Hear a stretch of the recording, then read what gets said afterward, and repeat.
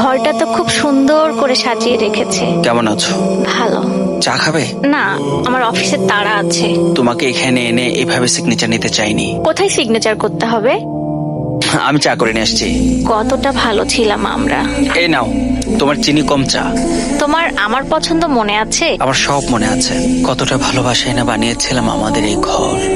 আমাকে ছেড়ে যেও না, আমি খুব একা হয়ে যাব। ঘর অনেক সুন্দরভাবে গুছিয়ে রেখেছো। তুমি কি একটু বেডরুমে আসবে? কেন? তোমার কিছু জিনিস ছিল, আমি চাই না পরে এসব নিয়ে কোনো ঝামেলা হোক। আমি আমাদের ঘরটাকে খুব মিস করি। আমার সেই ছোট্ট বারান্দা, তোমার কাঁধের উপর মাথা রেখে আমার সেই নিশ্চিন্তের ঘুম, আমি সত্যিই খুব মিস করি। এগুলো নিয়ে যাও। এগুলো তো তোমার বাবার দেওয়া গহনা। গয়না পরার মানুষটা আমার সাথে নেই, তাহলে এই গয়না দিয়ে আমি কি করব? কোর্টে তো তোমার উকিল গহনা গহনা বলে চিল্লান। কোর্টের কথা কোর্টেই থাক, তোমার উকিলে তো কম যায়নি। কেন দিলা তাহলে ডিভোর্স? সিগনেচার তো তুমিও করেছিলে, রাগ করে তুমি চলে গিয়েছিলে। রাগ ভাঙাতে তো তুমিও আসতে পারতে, দোষ তো তোমারও ছিল। তুমি রান্না করেছো? হ্যাঁ, এখন আমি রান্না করলেও তরকারিতে মাঝে মধ্যে মশলা বেশি হয়ে যায়। শুধু শুধু আমি তোমার উপর চিল্লাতাম।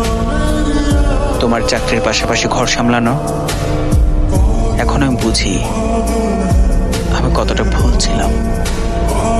তুমি কি খেয়াল করেছো আমি শাড়ি পরে এসেছি? আজও তোমাকে শাড়িতে পৃথিবীর সবচেয়ে সুন্দরী নারী লাগে। ঠিক আছে? ঠিক আছে। আমি অনেক চেষ্টা করছি তোমার থেকে বের হয়ে আসতে, পারছি না। তুমি সব সময় বলতে আমি সবার সাথে রেগে কথা বলি, জানো? এখন আমি সবার সাথে হাসি মুখে কথা বলি। শুধু তোমাকেই খুশি রাখতে পারলাম না। কোথায় সিগনেচার করতে হবে?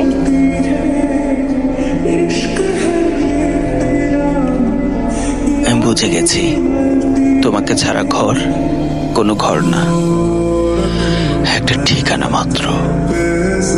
আমি তোমাকে অনেক মিস করি। আমি তোমাকে ফিরে পেতে চাই। একবার সরি বলে দাও। তোমার সব ভুল মাফ করে দিয়ে আমি আবার তোমার কাছে চলে আসব, চিরদিনের জন্য। শেষবারের মতো সরি তো বলো। এতগুলো বছর যখন মাফ করে দিয়েছি, এবারও দিব। একবার সরি বলে ফিরে এসো, আমি তোমার সব অভিযোগ মাথা পেতে নেব। এতদিন আমি বুঝে গেছি আই স্টিল লাভ ইউ। শেষবারের মতো সরি বলে ফেলো। ওকে, বাই, থ্যাংক ইউ।